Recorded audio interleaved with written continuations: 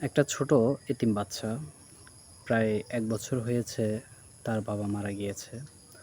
তো ছেলেটিকে আমি যখন যেখানে দেখি পথে ঘাটে তার সাথে একটু কৌশল বিনিময় করার একটু চেষ্টা করি। "কেমন আছো? ভাত খেয়েছো কিনা? কি খেয়েছো? বাসার সবাই কেমন আছে?" আমি সবসময় একটু তার সাথে একটু কৌশল বিনিময় করার চেষ্টা করি।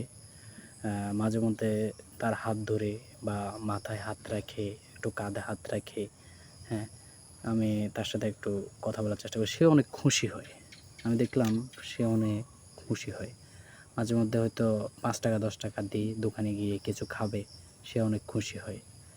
আজ যখন আমি আসর নামাজ পড়তে মসজিদের দিকে আসলাম, আমি দেখলাম ছেলেটাও আসতেছে। আমি মসজিদে গিয়ে একপাশে বসলাম।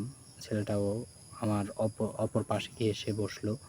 বসে সে আমার দিকে ঘুরে বারবার শুধু আমার দিকে তাকাচ্ছিল। আ আমিও সেটা বুঝতে পারতেছিলাম। আমি যখন আবার তার দিকে তাকাচ্ছিলাম, সে আবার চোখ ঘুরিয়ে নিচ্ছিল। ছেলেটা হচ্ছে আমাদের বাড়ির পাশে হয়তো মনে হয় বছর খানিক হবে তার বাবা মারা গিয়েছে। তো সে আমার দিকে তাকাচ্ছিল আবার আমার চোখ পড়তেই সে চোখটা ঘুরিয়ে নিচ্ছিল।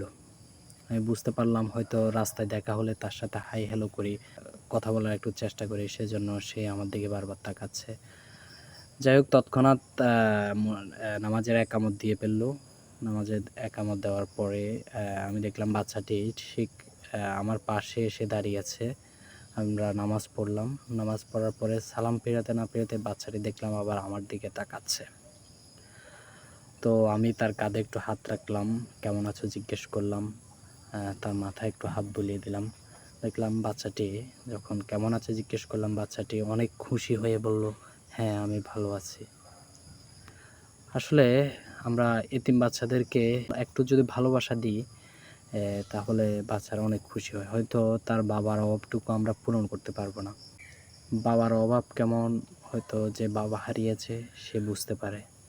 আমি তাকে রাস্তায় দেখলে "কেমন আছো?" একটু কৌশল বিনিময় করার চেষ্টা করি। সে বিধায় সে আমার কাছে এটুকুই চেয়েছে।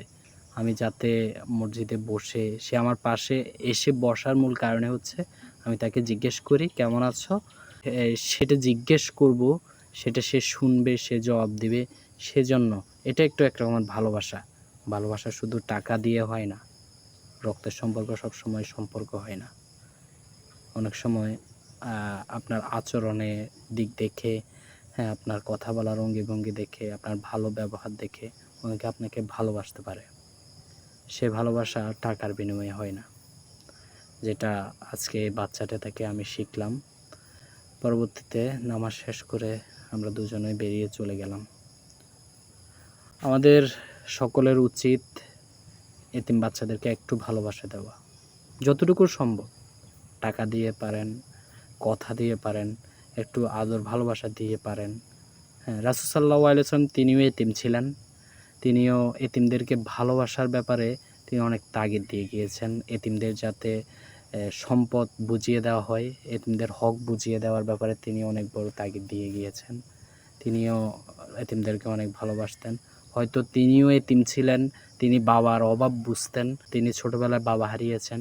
সেজন্য হয়তো তিনি বাবার অভাব বুঝতেন। সেজন্য তিনি এতিমদের প্রতি একটু বেশি ভালোবাসতেন এবং আমাদেরকে আদেশ দিয়েছেন এতিমদের যাতে ভালোবাসি, তাদের হক তাদেরকে বুঝিয়ে দিই। তাদের হক যাতে আমরা মেরে না খাই। আমাদের উচিত সবাই এতিমদেরকে একটু ভালোবাসা।